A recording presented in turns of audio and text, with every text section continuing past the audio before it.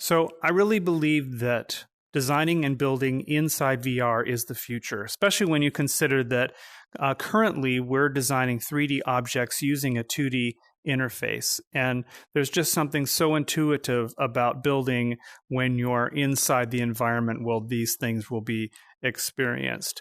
But currently, there's not any one tool for me that does all the things that I want it to do. So I thought I would kind of make my dream tool by dipping in and out of several existing VR authoring tools and kind of describe to you what I like the most about them.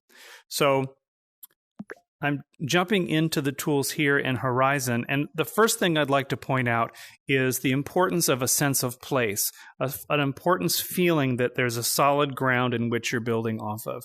You can get really large, you can move away from it, but knowing your relationship to the ground that you're on is incredibly important. And something else, whether or not you're designing inside VR or you're designing for VR or for the physical world, is some kind of representation of your scale in relationship to the product. Now, you're going to be making stuff that's any size you want it, but once you're done with it, you're going to want to shrink it down so that it relates to the size of you once you enter that environment. So this sense of solidity, this sense of light, this sense of my relationship to the surface, I think is a really important. And as a lot of the VR authoring tools are coming out, a lot of them are sort of taking a cue from the way in which it's always been done, which is that virtual objects are created in this sort of gray void, this sort of misty void where there is no sort of up or down, with the exception of a very minor wireframe grid. And so in this case, this feels much more solid as a place that I want to start building from. Now, once I open up the tools, I think another important thing as part of VR authoring is that in 3D design, we often start with primitives. So being able to pull out a primitive shape like this cube and then immediately manipulate it by expanding and contracting it, its scale is important. Another really important thing is that once I receive it, I should be able to immediately know what I'm capable of doing with it. So in this case, these axis arrows let me move it along an axis, which this program does really, really well. But more importantly, I can also choose to pull on a side. And many of the VR authoring tools have this ability, but when you pull on it, it pulls it uniformly, which is a strange way to interact with something. It's not an intuitive way. So being able to grab the object, scale it, related to you, and to also be able to pull on the surfaces is really valuable. Another thing that's really valuable too is I need to understand my relationship with the object to right angles or to a plane. So many VR authoring applications have the ability for you to place things, but you're placing it by eye. You're not really knowing exactly where this is sitting. And in the real physical world, many, many objects are relating to, because of gravity, because of surfaces, are relating to those surfaces. And in this environment that has no gravity, not having that ability is very strange, and it does limit what you can build. You can build small objects. You can build very delicate, very industrial designed objects. But when you're starting to build things like right-angled walls or something that has to sit on the ground, even something as simple as a wine glass, not being able to actually get it to sit on the ground is difficult. So another tool that I like a lot is the ability to snap to a grid and be able to find really quickly where that right angle is. And so once I know that, I can start making changes to it based upon its relationship to the ground. And when I place it on the ground, I know that it's going to be sitting exactly on the ground. The ability to do that is extremely important. And also being able to replicate an object. And let's say I replicate this object and I want to place this object on top of here, then I want to make sure that I know that it's actually sitting on top of it. And unfortunately, eyeballing it isn't going to be able to do it. Turning on that snap ability allows me to grab a corner and then snap it to that surface. So now I know that these two are sitting on top of each other. That's a very simple feature, but incredibly powerful when it comes to being able to relate to how this object relates to this object, and more importantly, how these two objects relate to the world. The other thing that it does is it ensures that there's not any Z buffering that's happening as the two are melding into each other, because they are actually sitting one on top of the other. So in my sort of perfect authoring tool, this ability to move on an axis, this ability to scale any of the sides, and the ability to snap to a surface is really important fundamental parts of how I relate to building something in virtual reality. So the next bit of functionality, I have to leave the world of Horizon and go into the world of Google Blocks, where I have a similar ability to pick up a primitive shape. The problem is that it exists on my left hand, and pretty much I can't get rid of it. I'm going to have to carry this around. But it does allow me to grab a shape and place it in the world. And then I can switch to a grab tool, and now I can do basically the same thing I was doing in Horizon, in that I have the ability to move it anywhere. The lighting is really nice, but I'm in this sort of washy, vague world that doesn't really give me a surface. I can turn those things on, but they're just not nearly as effective as the environment I'm building in Horizon. The other thing, too, is I can't grab and stretch a shape to get it bigger. I actually have to plus and minus it to get it bigger. Something that can be done, and potentially there's a potential of it having more finesse to be able to do it in increments. So this is similar to Horizon in that I can create the shape. Now I need to actually grab a modification tool. And this modification tool is great in that it allows me to grab a surface and then I can pull it. But notice that I'm no longer attached to a grid. My ability to pull is sort of free form. It also allows me to grab edges, and it allows me to grab vertices. These are things I just cannot do in Horizon. So this is a lot of potential for manipulation of a shape. If I undo it down to back to the cube, I can also turn on a grid, which allows me to then, using the grab tool, I can grab it and I can have it be right angled. It's sort of right angled to where it was originally. So if I remove this cube and then I bring a new one out and I click on it, it's now on the grid of the world, and I can start to do the same things I was doing before. What's really great is now if I grab it with the limitation of the grid, I can pull on the axes. So I don't have those handy handles, which are really nice to be able to manipulate. But the next best thing is I do still have the ability to grab a surface and move it and have it be right angle to the world. Another thing that I love about and would love to have in a 3D program is that I can also extrude with the same tool. So by changing this to extrude, I can grab a surface and I can extrude it up or down, but I also can change its scale. So I can do things like this really quickly, something that is impossible to do in something like Horizon. And even on something like Gravity Sketch, which I'll show you, I can do this as well. I'm not doing it in relationship to this grid. This gives me a lot more control of where it exists right angle to itself. Now, if I was to use a tool like this one, the insert a stroke, I can choose shapes that are more complex rather than grabbing a cylinder, which I could also do. But when I place it, it doesn't place it directly in the grid. I still have the ability to manipulate it, and it's still using a grid system to give me right-angled extrusions or pulls.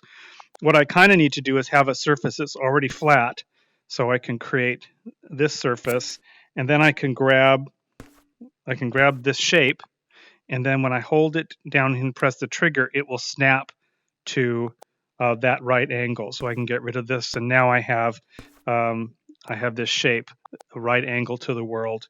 And this also allows me to do that extrusion process that I was showing you before, where I can Just by extruding and changing the scale, I can make it thick or thin. So this is a really fast way to make very low poly geometry, and know that when I export it, that it's going to export right angle to the world, not just be floating in space, which I could always go back to if I want to. I can turn off that. But if for some reason I needed to get this right angle again, let me try that again. If I turn on the grid, I create a flat surface. I can right angle it to the world again.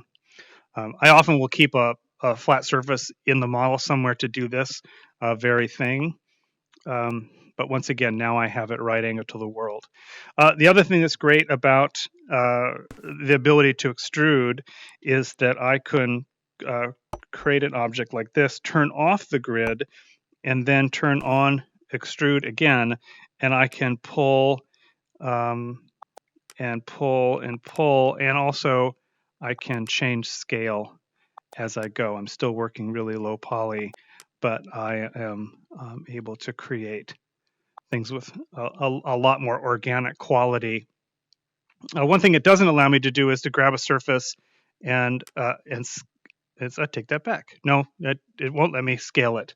It could only allow me to scale it when I'm extruding. So the ability to grab a face and scale it, whether it's by pushing and pulling with your hands or controllers, or it's by plussing and minusing it, is really valuable and important. And because I can come in here and I can tweak the the geometry by grabbing vertices, that's really valuable and something that I would really love to have in the same tool. Now, as we get into Gravity Sketch, I have a lot more finesse that I can do, and I also have subdivisions, and subdivision is incredibly powerful when you want to create something that may start out as low poly, but then becomes a very high poly, smooth model, which is really great for 3D printing. But for prototyping, for creating assets for games, especially for VR, you want to stay as low poly as possible. So using a tool like Google Blocks is handy, but it would really be nice if these tools were available in the same program that I'm doing those other things. Now we're in Gravity Sketch, which is arguably probably the most powerful of the VR sculpting tools. It has a lot of the various features that I talked about in the other applications. Let me open up the primitive shapes library. I can choose a cube like I could before in the other applications, and I could change its size. But if I want to manipulate it in any way beyond that, I need to sort of dive into it by clicking this blue button here. And then once I'm in here, I can grab these axis arrows and I can expand it and contract it. But unlike doing this in either Google Blocks or in Horizon, they expand and contract equally, which is kind of a strange way to interact with it. Once I've done that, then I can also go into the subdivision category, so convert it into a subdivision object, and that's when the power really happens. Is I can grab a surface, I can grab an edge, or I can grab a vertices. So I can grab it like this on the edge, or a vertice this way. If I choose to restrict the face movement, then I can move up and down a surface very much like I'm doing with programs like Google Blocks. And like Google Blocks, I can grab and I can pull and I can click to extrude, and I can scale as I do so. So that's really, really handy.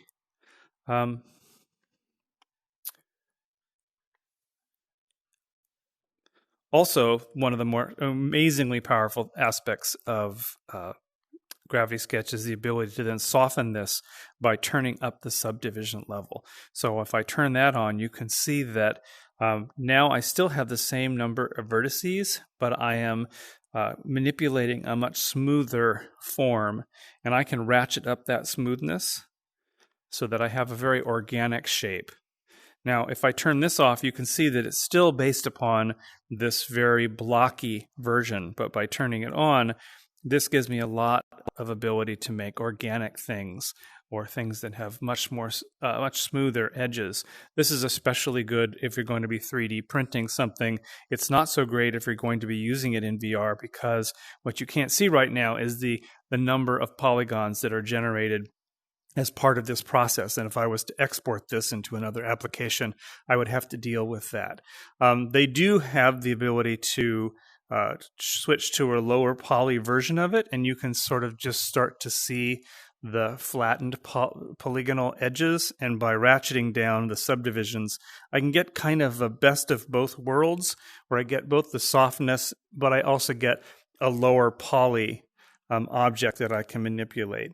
So that's a wonderful way to work with Gravity Sketch, and something that I can't do with programs like Blocks or with Horizon. Probably the biggest challenge that I have with Gravity Sketch is that there is no way to really reliably snap to a right angle. Now, they do have a grid that you can bring something in, but if you were to remove it off of that grid at any point, it's impossible to get it back in. There is no snapping to a surface. And to give you an idea about how that works is that I can, grab this and let me get it flat. And then I'm going to subdivide it, grab this surface. Oops, I want to make sure that I am, come on, too many windows. Going to restrict the, actually I'm going to go back. There we go. So let me grab a surface. I'm going to shrink it. Very easy to do this. And I'm making a low poly object at the same time.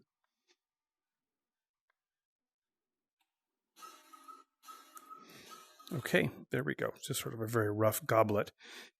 And so now I have this, and I can actually replicate it. And now if I were to want to stack these onto a surface or place them on a surface, let's say I grab a cylinder here and I create a platter to place them on. The challenge I have is that there's no way for me to snap it to it. I can eyeball it, but I can't really be sure that it is actually sitting and attaching to that surface. It's all just a form of eyeballing. I think in this case, it's where you see that the Gravity Sketch team really is thinking of their product as a tool for creating industrial design, for sneakers, for shoes, for furniture, for cars, not necessarily for placemaking. And that's the other challenge, is that if I am going to be making something that is rectilinear, so let's say that I decide I'm going to make a floor like this. If I want to make a wall for that floor, I have to eyeball. Oops, come here. Come here. Oops, they're too close to each other. There we go. I have to eyeball the placement, which is never going to be correct. So placemaking is not necessarily something that I can do easily. And also, if I wanted to alter this wall at all to make it meet over this way, I would have to open it up. And then if I was to grab the arrow, because I am moving it, expanding it from both dimensions, it is hard to get things to meet up properly. So while Gravity Sketch in theory answers a tremendous amount of the things that I looked those other tools for, it fails to give me what I need as far as placemaking, which is the ability to snap to a surface. And then the other thing that it does too is that, once again, I am working in this sort of nebulous void. It is hard to relate to where the floor is. Now, to their defense, they do have the ability for you to load in a room, but once again, even in this room, It's relative. There is no floor for me to place an object on. It is really meant for me to work on these things privately, close to myself, and then maybe export them as opposed to making environments themselves. And then for some reason too, that some of these programs, the lighting itself doesn't have really bright whites or dark blacks. So everything sort of lives in the range of 3 to about 6 or 7 on a scale of white being 0 and black being 10. So it's another interesting way to relate to your models. So one last thing I want to talk about is color and lighting, and I'm back in Horizon to talk about it. Some of the tools actually have some of these features, but Horizon does them so well, it's just easier for me to talk about it in here. One of them is color, the ability to color objects. I can replicate. And then if I go to styles or their form of coloring, although I have some preset colors that I can choose from, they now have the ability to manually choose colors from a slider. And so the ability to then just adjust as you're painting is so fluid and intuitive and marvelous, so that you can end up with something that is has a lot of finesse to it. And the reason I'm using it in dusk is I also want to talk about the fact that I've got color here as an option, but I could also take any one of these objects and then I could paint it with light. So I'm going to just take and paint this with an illuminating texture. And so many of the 3D tools that I've been using gives you such a pale environment with sort of an anemic lighting.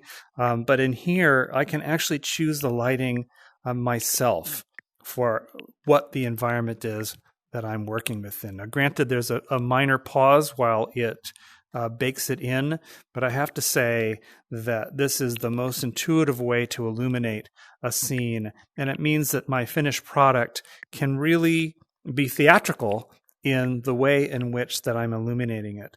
So all of these various tools have something that I like and I use, but I'm still really hungry for the ability to have them all in one place, especially considering the fact that I'm unable to export from Horizon.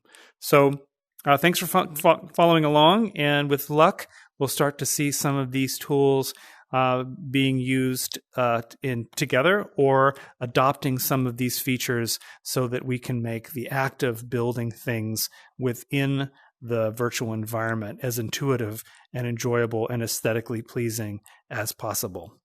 Thanks a lot.